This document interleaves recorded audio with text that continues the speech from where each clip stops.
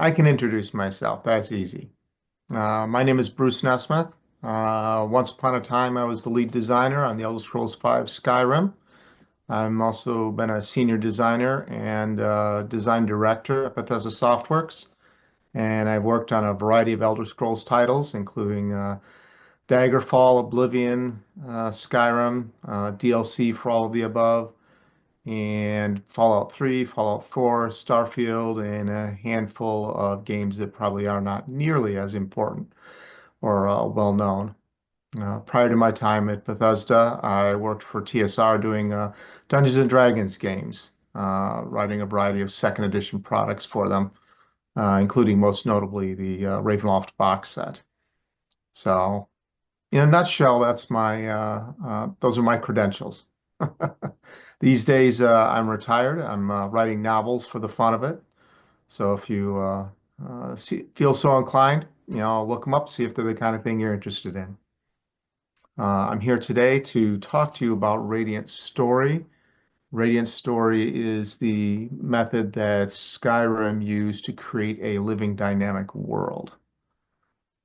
And if you want, I can start up the slideshow. Of course, I have to do hold on just a second here. I got to get it to,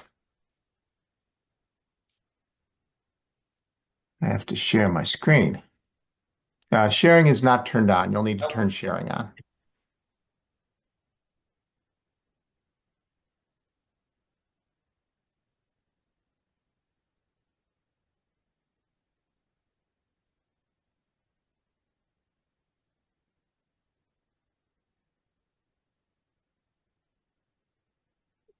That's me, presenter. Sorry about that. No problem. Okay, let's try it this way. There we go. And we'll start it like that. Can everybody see the screen share? Yes. All right, all right. So, little teeny recap of my credentials here on this screen. But let's get into it. Let's talk about Radiant Story. Now, before I get going too far into it, I do want to remind everybody this is a game that is now 14 years old, so 13 and a half, I suppose, technically. So this is not necessarily the height of technology, but at the time, it was a cutting edge piece of technology. So first question really is, what were we trying to accomplish? What were the circumstances under which we decided to try and create this thing called Radiant Story? This is actually a copy of the napkin drawing that Todd Howard gave us. One of the artists decided to make a little icon of it, and it went up on our wiki page as the symbol for the wiki page. And you hear a lot about napkin drawings and how they can start things off. And I had never seen one before until the day I saw this one. And the way Todd described it is he started by just drawing the little figure in the middle. And he said, this was Elder Scrolls Arena. And then he drew all the things around the outside and connected them to the lines. And he said, this is what we did in Daggerfall. And then he connected the lines around the circle to each other. And he probably had to have skipped ahead to Oblivion at that point. We don't have enough connections. He said, this was Oblivion. And then he connected things across, chords across the circle here, and said, this is what we want to do with Skyrim. And basically, he wanted to make every piece of the game be aware of all the other pieces of the game and react to them. And in 2011, this was unheard of. So, in words, we wanted to make the world feel responsive. We wanted to have the player do something and have the world react to him. And if you look at games at those days, the player and the world's very static. The player would do something and the world didn't change because of it. The player would enact things and the world just stayed as it was. He'd go kill the bad guy, but nobody acknowledged it. All the things he did in the world was as if he was operating on a painting. We also had a very specific need for factions. We wanted to be able to have procedurally generated job quests. Now, this was something that had been done before. This was not new technology necessarily, but we hadn't done it before. And we felt that there was a need for the player to be able to have a constantly reoccurring set of small little questlets that he or she could fill in between larger activities. And we wanted the game to adapt to the player's situation. So if the player's circumstances changed, or if the player entered a particular state, that the game should understand that and react accordingly. And then this was another technical one for us. We wanted to allow the NPCs in the world, in order to not remain static, to be able to shift around what they were doing in their roles. So that an NPC you might meet at one point would be a beggar on the street. The next time you met him, he might be one of the guards. So those are all a lot of nice words. What does that actually mean? And this is a conversation that I actually had with Todd, because I was trying to promote this whole thing to him. And he said, I like that responsive thing. Give me some examples of what that would mean. I said, so when I kill a guy, his family will come after me. And Todd said, okay, but the killing stuff, we do that all the time. Can you give me some examples that aren't just about killing? And this was my brilliant reply. Basically, I had nothing. So Kurt Coleman, my comrade in arms, and I went off and did some deep thinking to figure out exactly how we could create a world that was more responsive and did all the things that Todd wanted it to do. And one of the things that we came up with were events. And this was brand new for this kind of game at that time. What are all the kinds of things that the computer could know were happening and therefore respond? And this was the list that we came up with. And we showed that to Todd, and he liked this list because this meant there were lots of different things, all kinds of types of different activities. It wasn't just action-oriented stuff. It was also social stuff and economic stuff. And so we had to set out trying to find a way to get the software, get the code, to actually know that each one of these things happened. And this is a little piece of the creation kit. I don't know if any of you have dabbled with Bethesda's creation kit, creation engine. This is from the old Skyrim version. So it's a good 13 years out of date from what's out there now. But we actually created object classes, taking a page right out of object-oriented programming. And we created objects that were events. So each of these events could have data attached to it. And the software had entry points that would know when an event happened and could send it to a manager that would deal with that. So this is a different window in the creation kit. This is what the event manager looks like. So basically, it would create a set of stacked nodes that every time an event came in would go through all of these nodes until it found one that matched.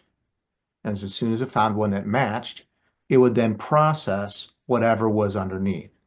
So you can see in the example down in the lower half here, we have a set of conditions for this node MQ changed lock node. So, and that stands for the main quest, changing location, and that's the node. And as you can see, it's a hierarchical system, so there's going to be branches and leaves underneath that particular node, which in this case are not open for that particular example. But you can see here, this node would only be valid if all these conditions were true. So certain stages in the quest had to be true, you had to be in the right location, et cetera, et cetera. Now, this particular example is from Fallout, because I'm seeing all kinds of Fallout things in the list here, like the Railroad, Brotherhood of Steel, Hancock, but it's the same basic principle. That part of the information didn't change. And if you look at the opened list here, where it says Enter Settlement Quests node, we could have a variety of things that were stacked under that. And we could have it choose one randomly within that stack. We could have it process all the way through. It was an organizational tool as well as a filtering tool.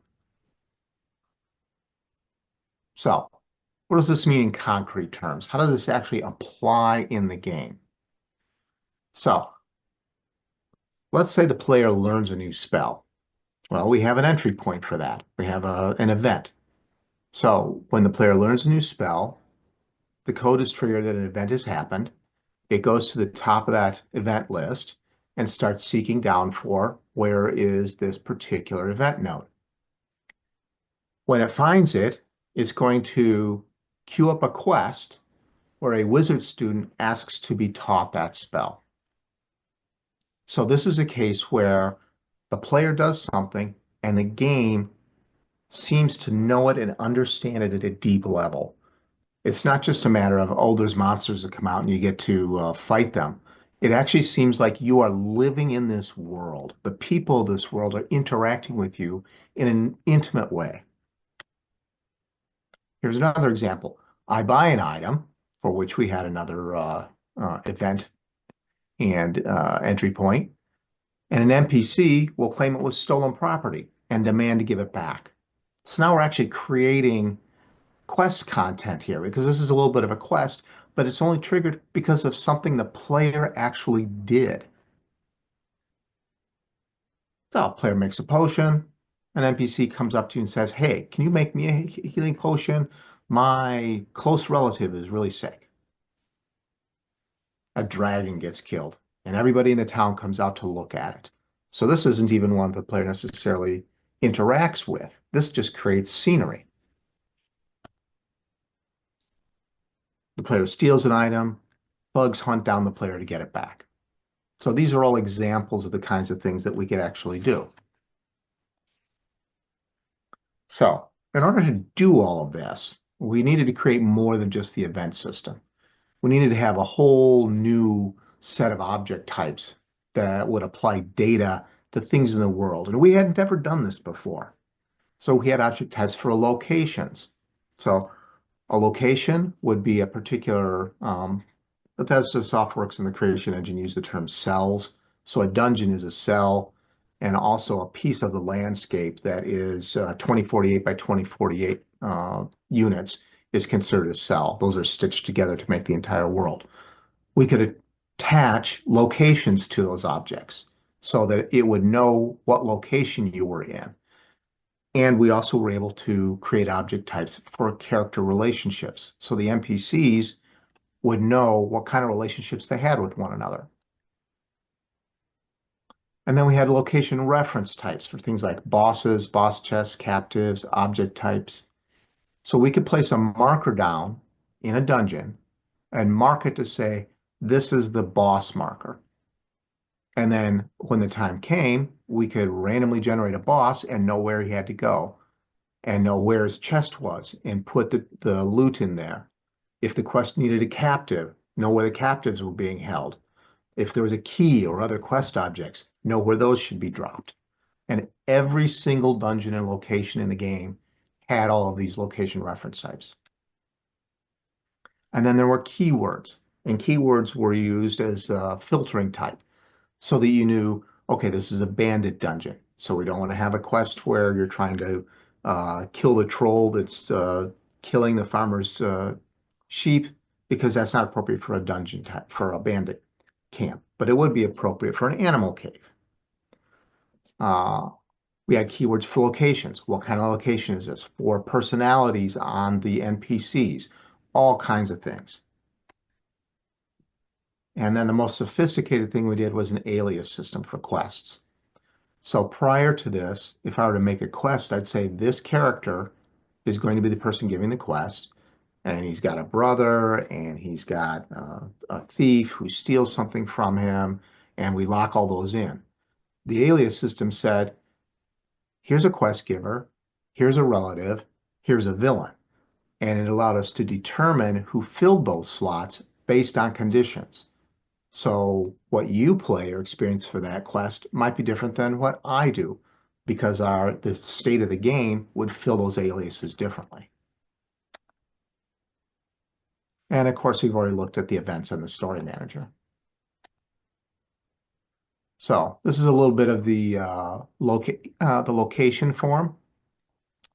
So this particular location form, you can see we have the location ref types. That's what connects the location to a specific object in it. So we have a captive marker, we have a boss container, all those kinds of things, locations for where various scenes can happen. And here's a few more of the forms in the creation kit. So the location ref type, that was just very, very simple. Basically, it was an ID and then a marker color that we could add to it. The relationship was interesting. It allowed us to say how two NPCs work together. They might be master and student, they might be parent and child, all kinds of different relationships there. They might be employee and worker, uh, whatever it might happen to be. And then the keywords were also very simple. Those were just literally IDs that you would drop onto data pieces. So the aliases were fairly complex. So shopkeepers and aliases. So you have a shop, it's run by a woman, and she has a husband. If we do something with a woman in terms of a quest, she moves, she dies, she uh, divorces the husband, whatever it might happen to be, we can replace that alias and he'll pick up the dialogue and the functionality and everything else without us having to write an entire second quest to deal with it. We just got to use the same shopkeeper quest and just refill the aliases. And this turned out to be extremely powerful. And the aliases are not filled until the quest starts. And also, for more adventure quests, it allowed us to randomize objects and locations. So we might find a bandit camp somewhere nearby. And from the programmer's perspective, they like this because the old quests just hung around all the time, sucking up memory and holding on to data. They could release that data when the quest completes. So they were constantly able to free up a little bit of memory so they could continue to process other things and not clutter stuff up. This is the alias object in the editor, and I won't go through all of the fields on here. It's pretty daunting, quite frankly. But if you look at the field type, this was what allowed us to determine who entered into that alias. Now, in the case here, we have a unique actor, Brotherhood of Steel Paladin Dance. But we could have said we want a location alias reference. So somebody has that. We could have find a matching reference. We could put conditions on that saying we only want someone who's old and who has no children to fill this alias. And then there's a lot of flags in the upper right-hand corner for managing that alias and telling us what kinds of things we can and can't do with it. And down at the bottom, you can see stuff that that was very cool for us as designers. This is data that gets added to the actor because he's in the alias. So he could be forced into a faction. We could give him spells. We could add keywords to him. Packages is our word for the movement routines they would do, where they would stand and when they would go to bed and things like that. And although you don't see it here, there was also objects that you could add into their inventory. This form was so big, it couldn't fit on a single screen for a long time. So this is the bottom of the form.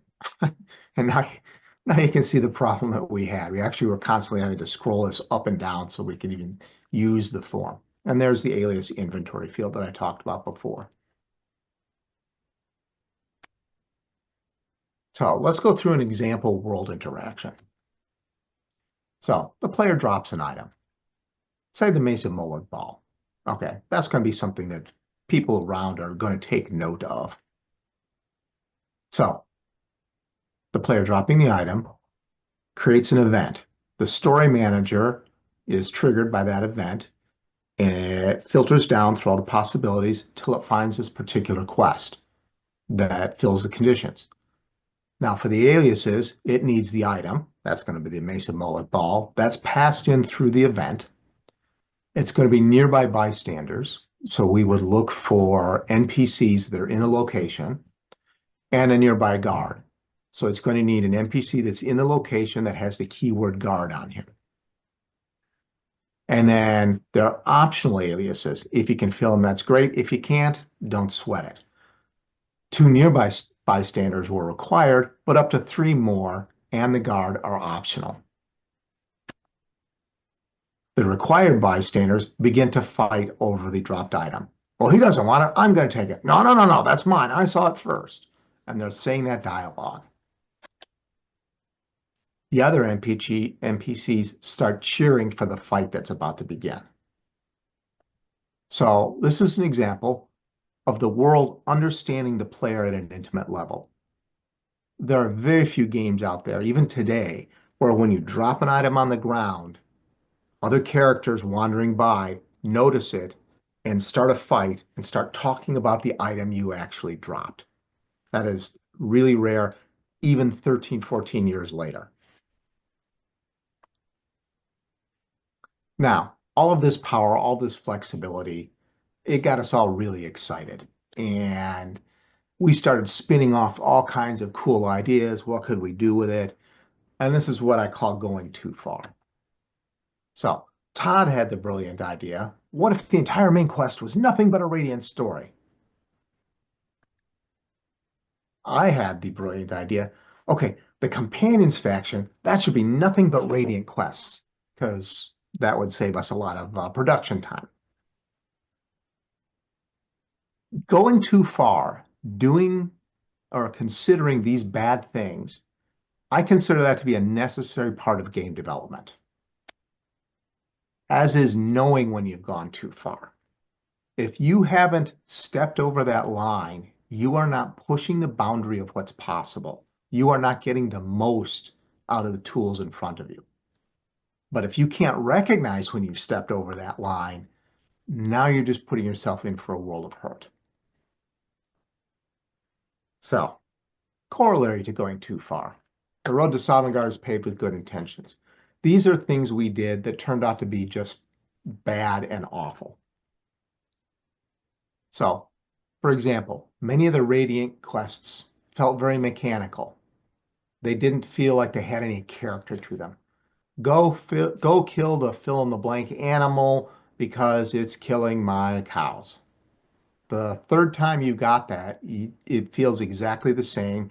It's not exciting anymore, and you don't want to do it. Repetition was rampant. We kept seeing the same quests coming up over and over again. The same NPCs and the same locations kept being used when we didn't want them to. And we got too many bizarre combinations. One of my favorites is there's a farmer who says that wolves keep coming out and scaring away from his crops. Could you please go to the wolf den and kill the wolves? And the wolf den is on the complete opposite side of the map. It's just way the heck over in Yon. It made no sense whatsoever. We'd also have cases where a little old lady would talk about how she got into a sword duel with somebody, and it was clear she was not a good combatant, or a child would start talking the way an adult would. What it turns out is players don't want job quests unless they know up front that's what it is. Oh, let me back up here. So for example, for the faction quest, for the job quests, we had to make it such that it was obvious that's where you're getting. If you knew what you were getting, if we set the expectation, then you don't mind it so much. So if you go up to the guy and you're told explicitly, this guy just gives out little jobs. If you did need a little bit of money, go talk to him. He might have something small for you to do. Now, when you go there and you're told, go kill the bear in the cave, that's okay. You knew what you were getting into. You go up to the bartender. Hey, I've heard you might have some small jobs that people around town need doing. I need a couple extra coin. What do you got? He tells you to go pick a dozen flowers and take them to the apothecary. You're not upset. You knew what you were getting into. The expectation has been set. So here's some of the course corrections that we had to make. We limited job quest NPCs that felt right for them. That's what I was just discussing. So the big quests didn't come out that way. It came down to making sure you set the expectations before you throw them at people. We wrote custom lines for different voice types or NPCs. So what Grandma Jones might say is different than what the young boy might say. It's not just that they sounded like an old woman and a young boy, they literally said different words, things that would make sense for that type of character. Or if you had someone who was grumpy versus somebody who was always optimistic, those are actual keywords we put onto various NPCs. The things that they said would be consistent with the other random chatter they would say, rather than feeling like, oh, it's a wonderful sunny day. Boy, I wish those wolves would get out of my way. The characters didn't feel like they were suddenly schizophrenic. And we dramatically expanded the conditions living the quests. So if you were told to go take care of wolves, there had to be a wolf cave, an animal cave nearby. It couldn't be all the way across the map. If you needed to find a villain, it couldn't be a 10-year-old boy sitting in his house. So let's talk about some of the lessons learned. And for anyone who's curious, this is a real thing. I was actually fortunate enough to take a vacation in Switzerland once, and I actually saw it sitting on a pedestal in the Swiss Army knife store. And it's a real deal. I don't know why you'd carry it. The only thing you do would be to put it in a box and show it to people. Okay. One of the big lessons that we learned is Radiant Story is a tool. It is not the end all and be all. You use it to accomplish a purpose. You don't set your purpose because the tool exists. So you decide this is what I want to do, and you use the tool, Radiant Story or whatever it may happen to be, appropriately to accomplish your goal. Don't let the tool choose your goal. Choose the goal and use the right tools. People write the best stories, not algorithms. Now, I had to insert the word best in here because now 13, 14 years later, we actually have algorithms beginning to write stories. That's actually becoming a thing. In 10 years, I'll have to change it again. But for the moment, I can just say people write the best stories. So, random job quests where everything is picked out of a hat doesn't work so well. And you need to play your game with an unflinchingly critical eye. This means that you have to understand when you've done something good and understand when you've done something bad. Don't fool yourself into believing the wrong thing. Don't make it such that you say to yourself, well, I've done this, I can't afford to get rid of it. You've got to cut deep. You've got to look at it and say what's really good, what's not good, and you've got to deal with that. And you have to be willing to make significant changes. There are no sacred cows. If it's bad, it's got to go. And here's a shameless plug for two of my novels. So I think now would be a good time to open it up for questions. Ugh, let me unshare this here. Hold on just a second. I got the Zoom window. Where is... There we go. So I don't know how you want to organize the Q&A session here, but I am ready and available for it. Does anybody have any questions? What are your novels about? I love that first question. I have two sets of novels, and you saw the first book in each one of those series on the screen. The Loki Redeemed books are contemporary fantasy themed around Norse mythology, where the basic shtick is that Loki is hiding out in modern day Earth as a failed stage magician. And of course, doesn't stay like that for very long because the remnants of Asgard, long gone 1,000 years, come back looking for him, and adventure ensues, shall we say. The other series is Lit RPG. Anybody here familiar with Lit RPG? Yeah. It's a new subgenre of fantasy, and it's a intersection of gaming and traditional fiction. The conceit is that the main character is actually living in a world where video game or tabletop role-playing game rules are actually guiding him, the physics of the world. So he actually has his health actually has a number attached to it, and he can see it. And when somebody sticks him with a sword, that number goes down. And he advances in level and gains new powers. So the fantasy is that you are living in your D&D world. You are living in your Skyrim world. A little bit of Connecticut Yankee and King Arthur's Court, if you know what I mean. A little bit of Ready Player One.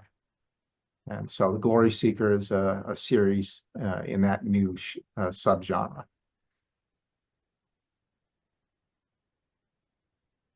Other questions? So how does your writing pertain to the event-based system that you guys design? Like, I'm going to need to have that question repeated because I was not able to hear it very well. how does your writing and your storyline work into the event-based system that they have? You know, things that brought us background, you know, like NPCs walking around and doing things without user interaction. How does your story work into that?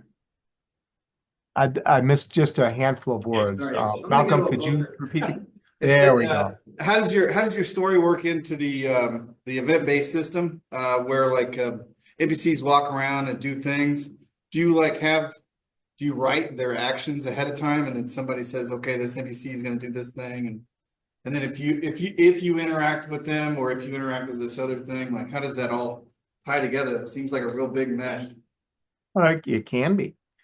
So the quests come in different categories. The main quest is largely locked down, which means that the NPCs in that quest will always say the same thing. They will always react the same way. I mean, you have dialogue choices. So if you say something friendly, they'll react appropriately. If you say something mean, they'll act appropriately. But you're playing through a fairly set story. The variations are very controlled.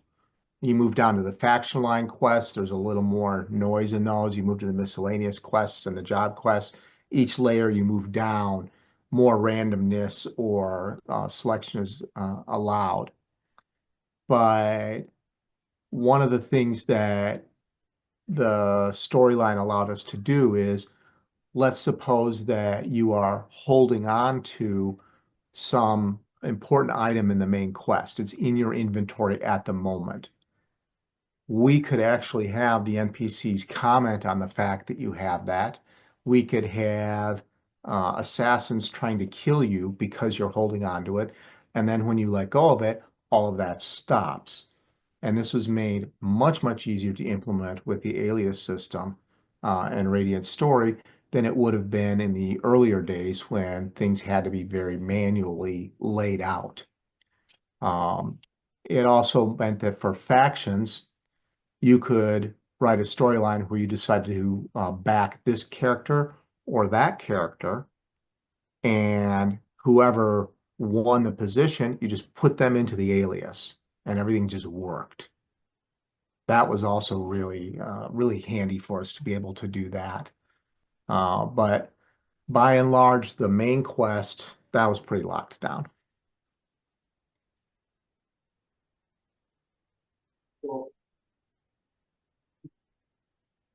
Yeah, feel free to walk right up to the camera again. I don't have the best sound system here, apparently. Any other questions? Do you have like a favorite thing you've worked on as far as like a video game goes? Oh, and there's wonderful things about all the games I've worked on. Skyrim holds a very special place in my heart. One of the things that I really liked was how we could make the world feel very alive and how these things would interact with each other in unexpected ways. Actually, I'll give you an example from Oblivion, which wasn't part of the Radiant story system, but it was one of the things that I remembered that spawned me wanting to do this.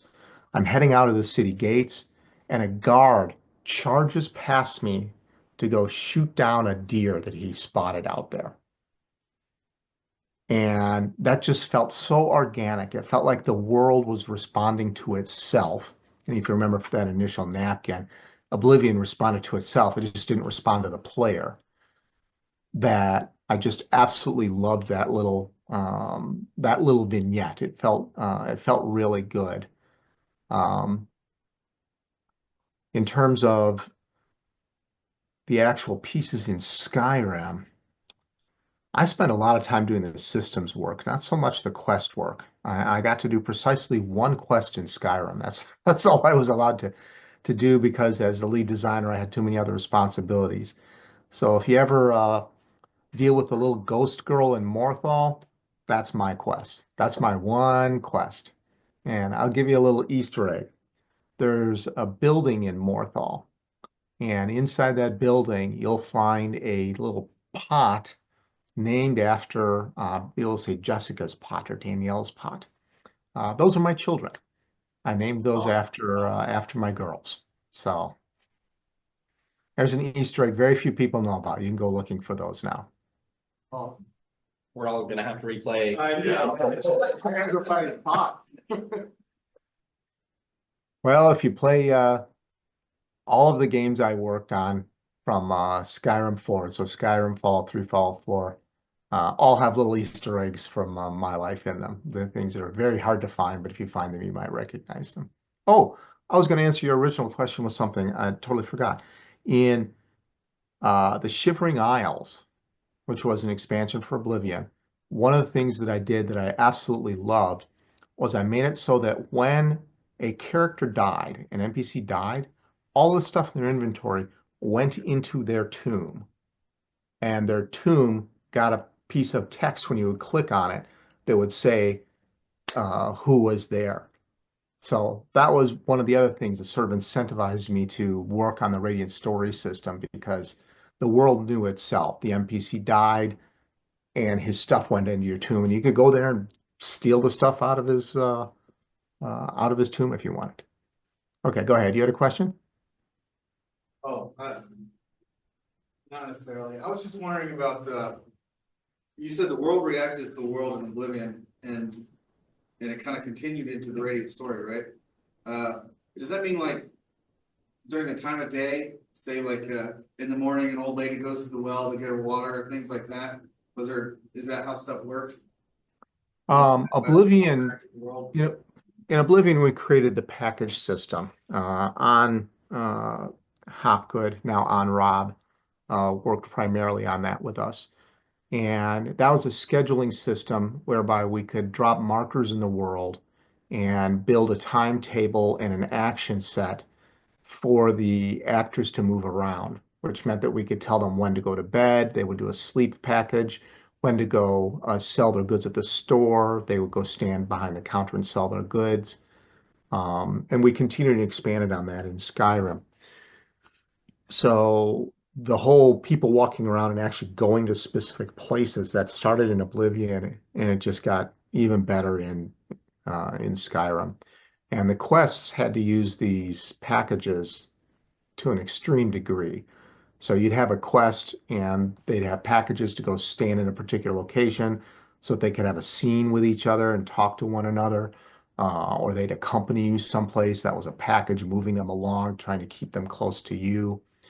So that's yet another whole big sophisticated system that helped control the movement of actors and creatures for that matter throughout the world.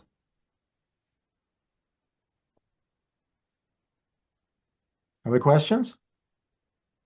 Yes. It sounds like through each game, you sort of expanded and learned from the last, and it inspired the next system. I was wondering if your work after Skyrim, say Fallout 4, for example, you took lessons from Radiant Story and expanded on them, or did you use similar tools to create your next games? Um, Different people become the leads for different projects at Bethesda. That's how it works. I was not the lead for the Fallout games. Emil Pagliarulo was those. And we expanded upon and made more powerful a lot of the tools that we're talking about, which allowed us to do more sophisticated things, more nuanced things. But at the same time, there were different motivating forces. So Emma was of a belief that the shopkeepers should be available 24/7. So if you play the Fallout games, they stay where they are. They don't go to bed. They don't move around. They are stationary. Um, and it's not a matter of one's right and one's wrong. It's a matter of how you want your world to feel. Fallout feels like it's got very small places, whereas Skyrim feels more like a large organic world. Um, so in the case where the vendors stay in the same place as a player, I know how to go find them. In Skyrim, I mean, how many times did you have to go rest until the sun came up so you could go talk to a vendor because he was sleeping in his bed? He wasn't going to sell you anything because it was the middle of the night and you wanted to sell something. Well, you had to go find a chair, sit down, and wait it out until he got up. Which one's better, which one worse? You know, the Skyrim model makes the world feel more grounded and dynamic. The Fallout system allows the world to feel more accessible to the player, like it's not trying to hold him back. Thank you. I have a question. Mhm. You mentioned Dungeons and Dragons a couple times. How much has your time or past as a Dungeons and Dragons player influenced much of your career in video games? Well, I wouldn't have gotten the job at Bethesda if I hadn't worked at TSR making Dungeons and Dragons product. So let's start right there. Um, absolutely. The ability to create fantasy stories with a sense for what a gaming system needs, what its requirements are, the limitations of it, the ability to be flexible for what the players are going to do is integral to the kinds of games that Bethesda made. So, particularly at the time when I first joined, when Daggerfall was being made, or probably Oblivion's a better example, when Oblivion was being made, uh, a lot of games were what they used to call on rails. And I think they still use that term. Basically, you had to do things in the order, in the places that the game designer said. You are playing their story. But that's not how a tabletop game works.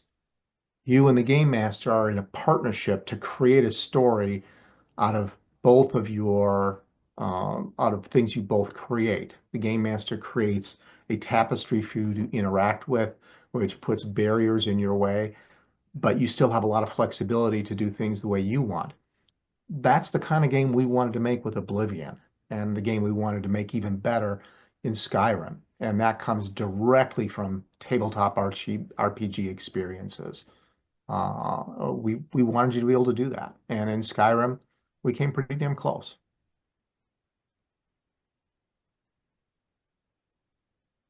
Well, Ray stole my origin story question, Well, then I but that was a apologize. great question. You worded it much better than I did. I guess I would ask why, and I think this has been answered online plenty of times, but why not multiplayer for any of the Elder Scrolls? So, multiplayer is multi times more difficult. we actually looked really hard at adding multiplayer to Skyrim. There's actually code in Bethesda offices where two players run around in the Skyrim world, controlled at separate computers. The problem is one of them is just a piece of art moving around. Yeah. I mean, the monsters recognize him and you can do the combat with them, but the whole quest system just cannot handle multiple actors. It just doesn't do it. Um, have any of you guys played Baldur's Gate? Yeah. Baldur's Gate 3? Yeah. Only one character is talking to the quest people of the four. Now, I played Baldur's Gate with two of my friends, so we had a party of four, one NPC and the three of us. And whoever got to the quest person first got to do the dialogue, and the other guys just had to listen. Um, the game, and that's just scratching the surface. You would not believe the additional complexity necessary.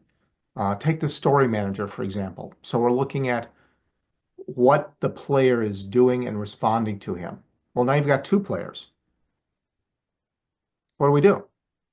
How does it decide which quest to run? Does it run both of them? Does it run neither of them? Do both players have to be in the same state?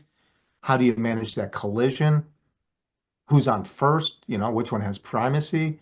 Um, and then balancing that game, you have to balance it for the single player experience and for the multiplayer experience. It's an exponential amount more work, which is why when Elder Scrolls went to do the multiplayer, it got turned over to the ZeniMax Online Studios, and they created Elder Scrolls Online. So it was built to be online, built to be multiplayer from the ground up. That was the assumption that you were going to be there with other players, and so they didn't have to deal with some of the pitfalls that we would have had to address, and we're able to give players a much better experience as a result. Thank you.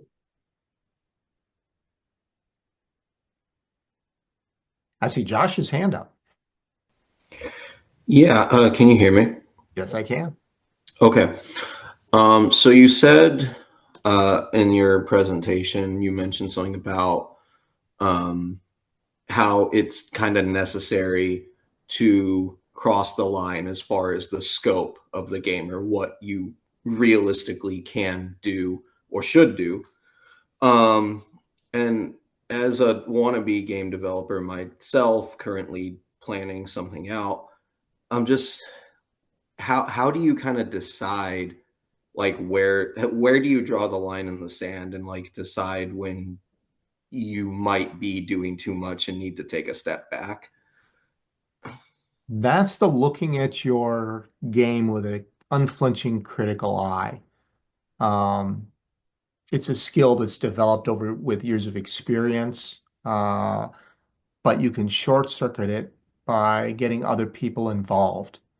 And I have a variety of talks, as you know, and I've offered you a selection of which ones to choose from for tonight. And in one of them, I give a Neil Gaiman quote, and I know Neil is persona non grata in a lot of ways now, but his quote is still viable. Or he basically says, when someone else tells you something is wrong in your story, and I'm going to put in design in this case, they're almost always right. Something didn't sit well with them. They may or may not be able to express it, but if they felt it, you cannot ignore it. The second half of his quote is, but when they tell you how to fix it, they're almost always wrong. Those same people rarely have the same depth of knowledge that you have about the work you're doing. So you need to look at the appropriate solution, which may turn out to be what they suggested, but in all likelihood, it's either going to have to be altered or completely different from what they suggested. So you pay attention to the criticism and you only give light attention to the proposed solutions because you need to be able to see the bigger picture. This all boils down to get other people to look at your stuff. Get them to tell you what they think is cool, what they think is not cool, and seriously listen. Don't let your ego get in the way. And I gotta tell you, you get veteran game designers together, and those are some of the thickest skins on the planet because they will rip into each other. And the response when I get ripped has to be, oh, okay, okay, yeah, and they ain't holding back. And play your game. Right. Yeah. Yeah, I've definitely heard that one a lot, but thank you. It's good to hear from a professional. Yeah. Other questions? Are you giving us permission to be as brutally honest as we can with people? I'm sorry, say that again. Are you giving us permission to be as brutally honest as we can with people? I am giving you permission to be thoughtfully honest with people. The brutal will probably come out whether you like it or not, but there's no percentage in being mean about it. But if something doesn't work, you can say, you know, when he goes and he talks to the wizard, that's just not working for me. The way I just said that wasn't brutal. I didn't say talking to the wizard sucks. And believe me, I've heard words like talking to the wizard sucks. I said, talking to the wizard, it's not doing what you think it's doing. I'm honest, but I'm also not trying to hurt feelings. That's not the point. The point is, don't tiptoe around it. Don't say, I mean, how did you feel about the wizard? And then wait for them to say they felt uncomfortable before you jump in saying it. No, just say it. The part with the wizard, I didn't get it. It wasn't working for me.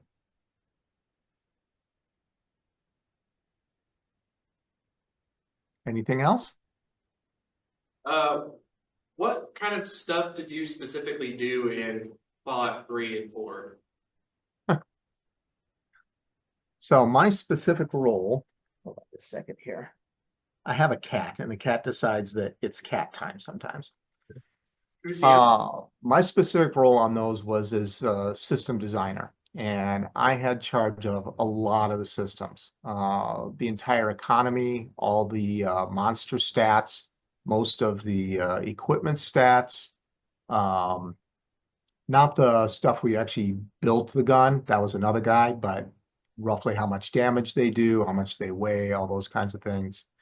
Uh, I also, for Fallout 3, did the entire aircraft carrier. That city, that was me, and the quests that went on inside it. Um, uh, I did a lot of the underpinnings of the system design, all the combat formulas. That's all my work. Um, as a system designer, I had a very broad profile there. You said you also worked on Starfield too. I'm sorry, say that again. Did you say you also worked on Starfield too? I also worked on Starfield. That is correct. So Right. all the planets and stars, all that data, that was mine. The building of spaceships, that was mine. Spaceship combat, that was mine. Now, when I say mine, I was the designer. There were teams, and it certainly was not a case of I say it, they implement it. It was a case of I say it, they tell me why I'm wrong. We knock it around a bit, they implement that, and then I tell them why they were wrong, and we go back and forth on that until we get something that's functional. Um, uh, I started to work on the economy, but I actually left the company in the middle of Starfield, so those were my two major contributions was the astronomy level data on the planets, not the stuff on the surface, but how big the planet is, its gravity, where it is, its orbit, where the stars are, which stars we have, what types they are, and then a lot of the spaceship combat stuff and the building of spaceship. Do you have any, I guess, like goofy or silly or just like any super memorable stories or just a story from Bethesda?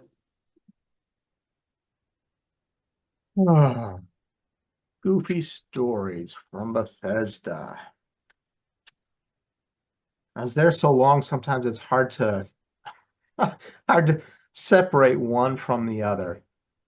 Um, I can tell you one. Todd won't be happy I'm telling you this, but you know, I don't work for him anymore. A long time ago, Todd was, oh, actually, no, I'll tell you a different story because this is actually a good learning story as well.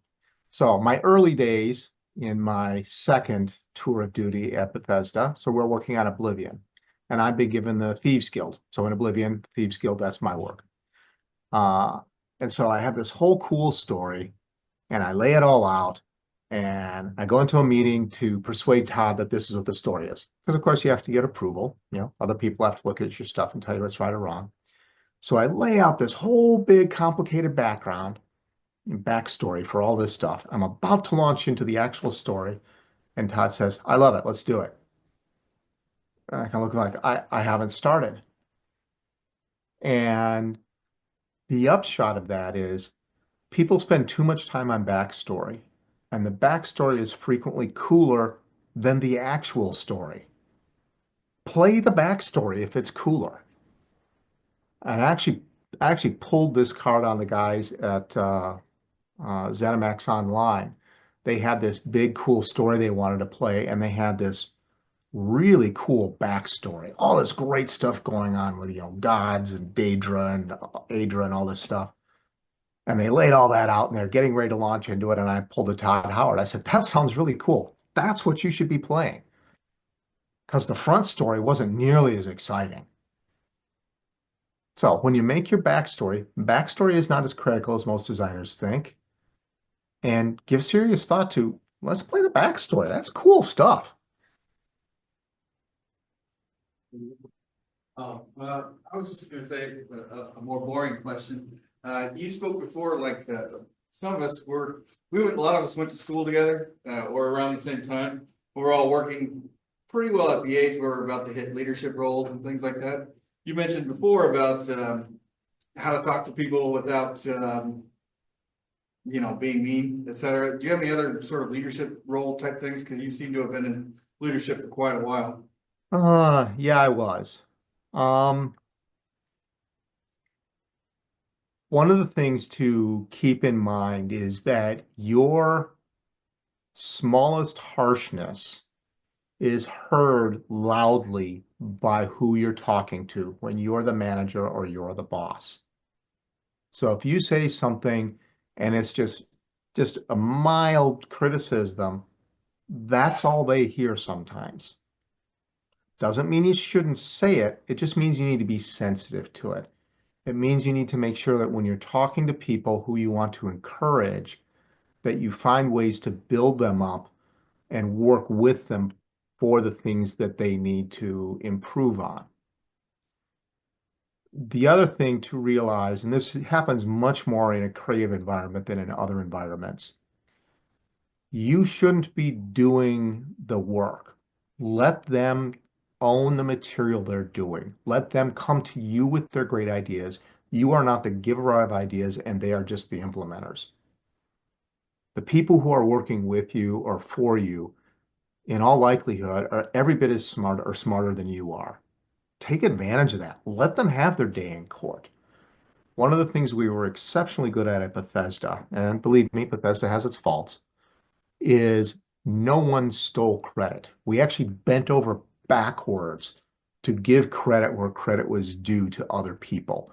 There was no sense of if if I don't get credit for this, I won't be seen as the important person. I won't be seen as a valued employee. It was actually the other way around.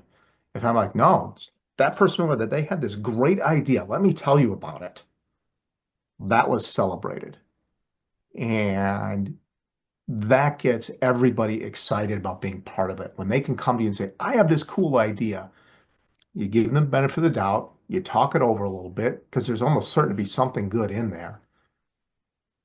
And let them have their day. Let it play out a little bit. Give them a chance to show you how good they are, because odds are they're pretty goddamn good. Thank you.